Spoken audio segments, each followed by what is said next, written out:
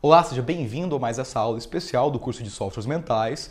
Hoje nós vamos continuar a utilização dos gatilhos mentais. Então, na última aula você aprendeu gatilhos que podem ser utilizados para intensificar o poder da sua mensagem, causando respostas emocionais automáticas no subconsciente. Por isso chamam gatilhos. Quando você dispara eles, você ativa respostas condicionadas específicas. Agora, claro que todos os gatilhos que já foram ensinados, apesar de poderem ser utilizados na comunicação normal, eles são mais especificamente aplicados em vendas. Então, durante uma apresentação de vendas, você vai contar a história, fazer a apresentação do seu produto, utilizando os gatilhos para incentivar as pessoas, ao final da apresentação, desejarem comprar o seu produto. Tudo bem, mas agora nós vamos entrar nos gatilhos que nós podemos utilizar na hipnose conversacional.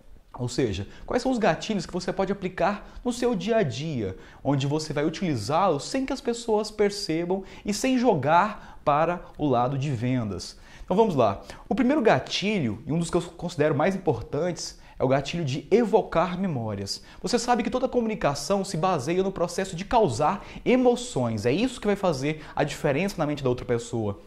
Então, para causar emoções, você não precisa simplesmente criar emoções novas. Você pode utilizar emoções que as pessoas já têm guardadas dentro de si mesmas.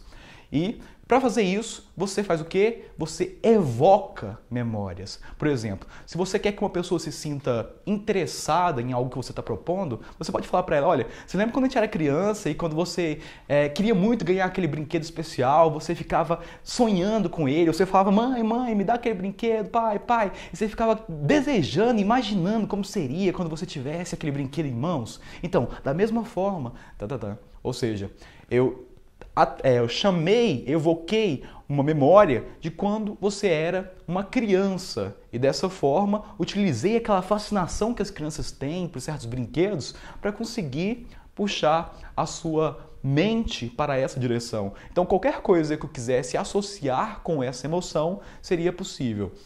Outro exemplo de evocação de memórias, talvez a pessoa esteja um pouco triste, você pode falar para ela, olha, você se lembra daquela viagem incrível que a gente fez naquelas férias, foi toda a família, estava todo mundo reunido, eu lembro que a gente deitou na praia, foi super confortável, a gente ficou lá conversando durante muito tempo, cara, aquele dia para mim foi incrível. Ou seja, novamente, alterei a emoção das pessoas, evocando memórias passadas. Então, o que você quer causar na outra pessoa? O que você quer que a pessoa perceba em você? Qual é o valor que você quer que ela tenha? Você vai contar, você vai atrair memórias que se associam a essa experiência que você quer gerar.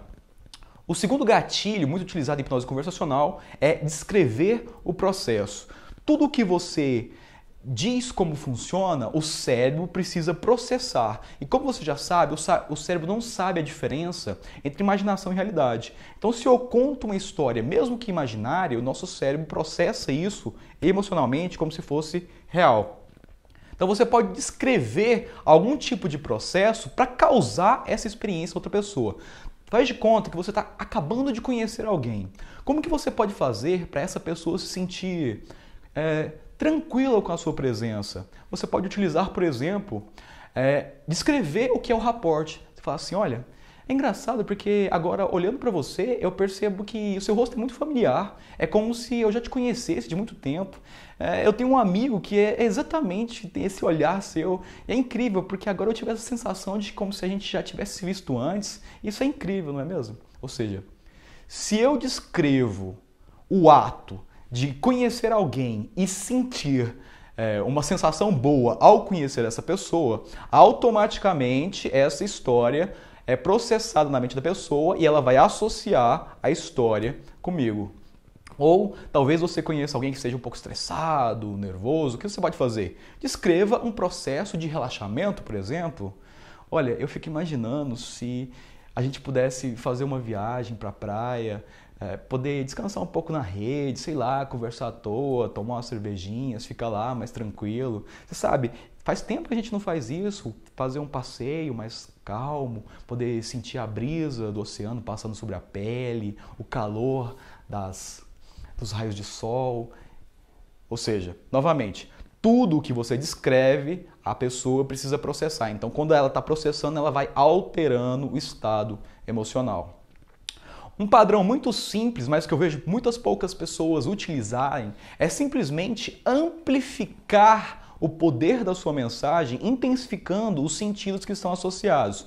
Por exemplo, você já sabe que o cérebro emocional ele é muito apegado a sentidos, visão, audição, tato. Mas como é que você pode utilizar uma linguagem sensorial forte, mesmo em uma comunicação padrão? Você faz isso utilizando adjetivos e advérbios. Por exemplo, essa aula é legal.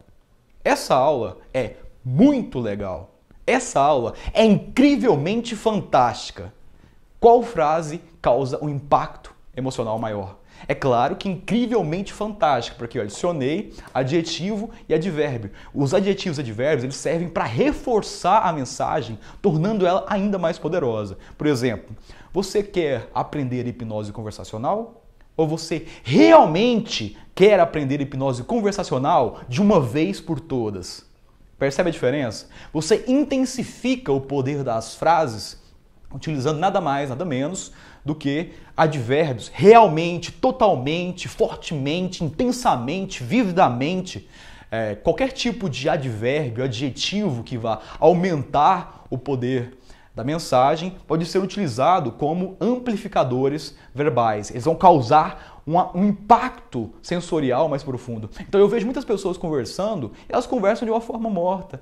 Eu estava lá na festa, aí eu conheci umas pessoas lá, tal, levantei. Eu estava lá na festa, cara, o som era fantástico, você precisava ver, tava todo mundo super animado, e existia muita luz, estava tendo um disco lá. Então, tipo assim, quanto mais vívido for a sua comunicação, mais forte o impacto emocional que você vai causar. Então, tenha sempre isso em mente.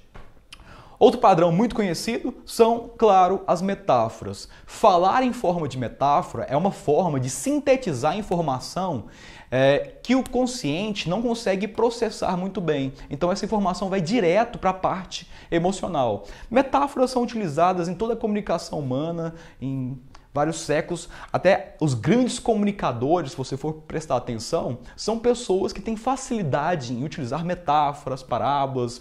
Jesus Cristo, todos os grandes líderes da história humana utilizavam muito uma comunicação metafórica. Então você pode dizer coisas utilizando metáforas. Imagine, por exemplo, uma situação onde você quer falar para a pessoa que algo precisa ser limpo. Como que você fala isso sem falar o comando direto? Você só precisa pensar em uma imagem que se associe com isso que você quer dizer. Por exemplo, o que é limpar algo? Limpar algo pode ser passar uma vassoura, limpar algo pode ser como as ondas do mar que lambem a praia, limpando o que tem. Ou seja, qualquer forma de dizer algo que não seja explicitamente direto é uma metáfora. Então, para pensar em metáfora, você só precisa pensar como que eu vou dizer aquilo sem falar o comando direto. Então você vai pensar na primeira coisa que se relacione na sua mente, que tenha algum tipo de relação. Dessa forma você vai criando metáforas bem simples. Nós podemos utilizar submodalidades sensoriais, que você já aprendeu.